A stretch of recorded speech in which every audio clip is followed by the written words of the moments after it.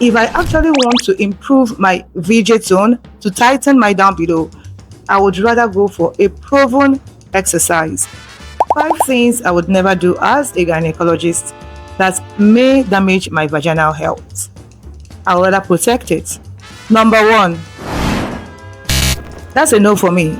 I would never douche with soap and water inside my vagina, because I know that in doing that, I am going to disrupt the healthy bacterial bulk that protects my vagina, and I'll cause the increase of the unhealthy bacteria. Who told you that your VJ is dirty?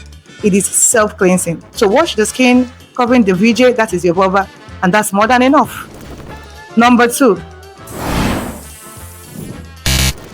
scented feminine products is a no for me, because I know that the fragrance of my VJ is not meant to smell like flora, like flower. No. When I know that at the end of the day I'm going to cause more irritation, even itching, it's okay for the fragrance of your VJ to be musky.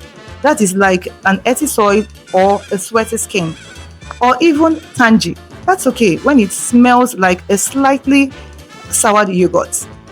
That's perfect. That's the normal fragrance of a VJ. Number 3, I would never trace every single change in my down below thinking it's an infection, because sometimes I know that my body is just doing its normal thing, so I'll let it be. Number 4,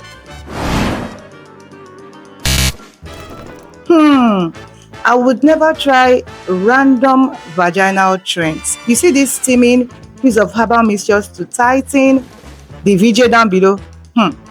That's a big no for me. In fact, jump and pass.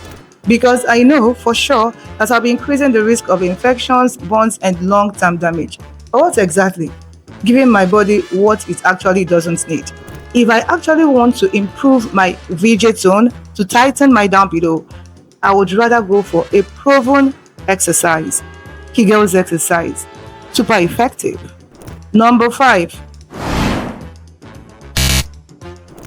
I would never allow my VJ to be in a hot, suffocating environment all day by using an unbreathable, tight underwear. Restricted airflow. No. That's why you're having recurrent yeast infection. So allow the VJ to breathe.